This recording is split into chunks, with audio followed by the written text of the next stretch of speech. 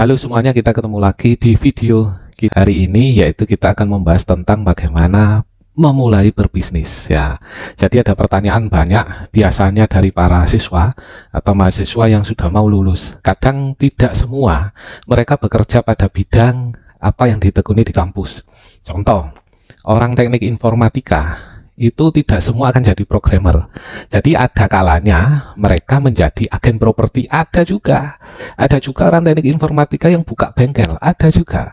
Jadi kalau memang peluangnya di situ ada dan itu menguntungkan buat kita, kita ambil peluang tersebut ya. Tapi ada juga orang ketika lulus ya, mahasiswa ketika lulus itu bingung. Ya, bingungnya adalah bagaimana menentukan usaha apa yang harus saya lakukan. Saya mau kerja ikut orang atau saya usaha sendiri. Ya, dalam pandangan saya sendiri yang sudah bertemu dengan banyak anak muda yang ada yang memulai usaha, ada yang bekerja di sektor formal atau non formal, mereka memilih sebenarnya senang kalau mereka bisa bekerja tapi gajinya cukup banyak ya. Tapi kembali lagi ya, kita kerja gajinya cukup banyak itu tergantung tempatnya ada di mana. Tapi tidak semua opportunity itu dapat diraih oleh sebagian besar alumni, hingga kita perlu ya memberikan wawasan bahwa menjadi entrepreneur bisa menjadi alternatif. Atau biasanya ada juga orang yang sudah bekerja menjadi employee, mereka kemudian punya bisnis sendiri atau mereka menjadi self-employee. Ya, Robert Kiyosaki mengatakan kalau kita berada di kuadran employee, artinya kita adalah pekerja. Ya, alangkah bagus lagi kalau kita bisa berpijak ke kuadran lain, yaitu self-employee atau kita punya usaha sendiri. Kali ini saya akan memberitahukan langkah-langkah yang harus kita siapkan dalam membentuk jiwa entrepreneur. Dalam memulai bisnis, yang penting adalah pertama keyakinan kita. Jadi kalau misalnya Anda sekarang sedang bekerja, tapi pekerjaan Anda itu ternyata bikin Anda jenuh, bosan, ya sebaiknya Anda jangan berhenti dulu. Ya, tetap kerja di situ sambil Anda merencanakan bisnis. Namun ketika Anda berhenti, itu kita tidak bisa memprediksi bisnis yang akan Anda nanti buat itu berhasil atau tidak. Jadi kita pilih aman dulu. Jadi Anda tetap bekerja di tempat tersebut sambil Anda memikirkan untuk buka usaha baru. Sehingga ketika usaha baru itu berjalan, kemudian sudah mendapatkan income yang setara dengan gaji Anda bekerja di kantor atau di tempat lain, maka Anda dapat resign ya, atau kalau Anda mau berada di dua kaki seperti yang saya sampaikan tadi, sebagai pekerja kantor dan sebagai pebisnis juga bisa. Kemudian kalau Anda resign, Anda juga bisa. Karena apa? Bisnis Anda udah jalan. Sekarang bagaimana kita ingin menjalankan bisnis? Ini yang bagian penting. Satu adalah keyakinan kita. Seorang entrepreneur itu bukan kita lihat efek akhirnya. Kadang orang kan melihat akhirnya adalah, wah enak ya jadi pengusaha, uangnya banyak, bisa keluyuran ke sana kemari. Itu hasil akhir yang dilihat orang, tetapi prosesnya itu sangat berdarah-darah.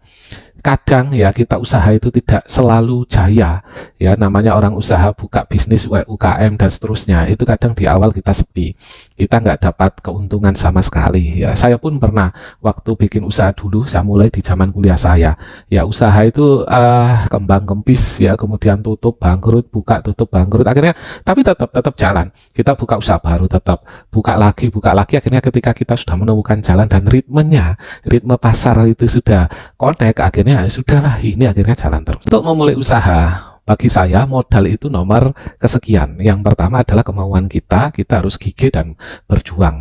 Jadi kalau misalnya kenapa ada orang yang mati-matian pagi sampai malam bekerja untuk mengembangkan usahanya, kemudian dia akan menuai hasil sukses.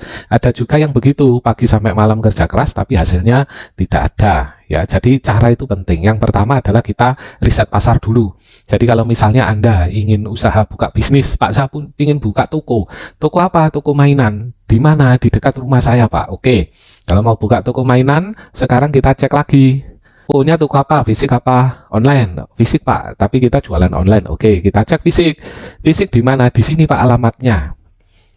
Kemudian Anda cek dulu di daerah situ, toko mainan yang ada, itu ada berapa jumlahnya.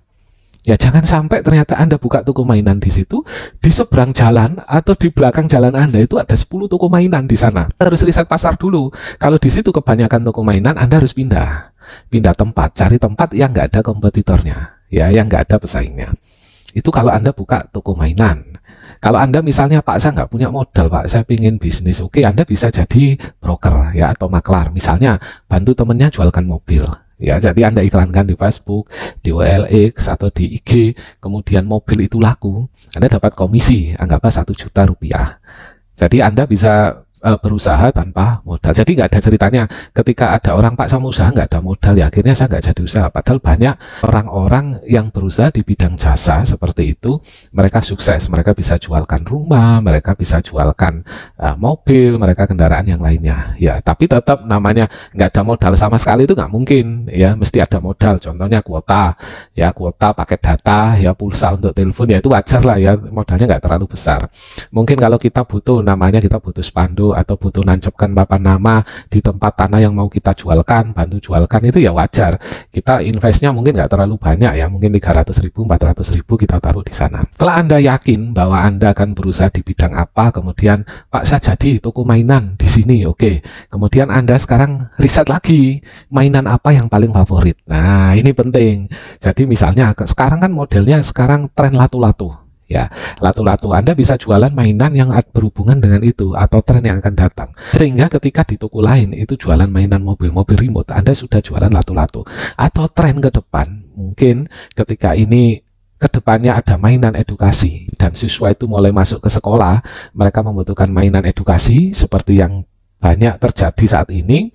Anda dapat merambah ke bisnis ini dengan mengumpulkan beberapa informasi di mana mainan itu akan Anda beli, kemudian dari produsen mana dengan harga yang lebih murah. Ya, jadi sehingga Anda harus cari kalau bisa tangan pertama memang. Sehingga Anda dapatkan murah, Anda jual online bisa. Untuk menjual online dan seterusnya, Anda bisa memanfaatkan sosial media atau beriklan dengan membayar di TikTok, Instagram, Facebook Ads.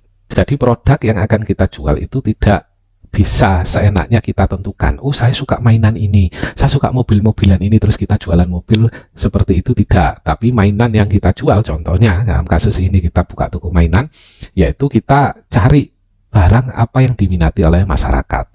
Anda bisa buka toko mainan misalnya di seberang sekolah yang siswa SD misalnya yang cukup banyak, atau TK yang siswanya cukup banyak, itu juga menguntungkan. Karena biasanya anak-anak pulang sekolah itu kalau sudah lihat mainan, sampai nangis-nangis pun itu orang tuanya pasti belikan. Kadang ada juga orang jual mainan seperti balon-balonan atau mainan yang kecil-kecil, itu mereka jualannya di depan rumah sakit ibu dan anak. Sehingga ketika anak imunisasi, habis imunisasi keluar rumah sakit, suguhi, oh itu ada mainan, ada bagus, mereka akan ambil itu. Kemudian untuk harga, ketika kita akan memberikan harga kepada customer atau kita jual harga, sebaiknya kita pikirkan juga, kita tidak usah mengambil untung yang terlalu banyak ya. Jadi kita berharap customer itu balik lagi ke kita untuk beli barang kita ya.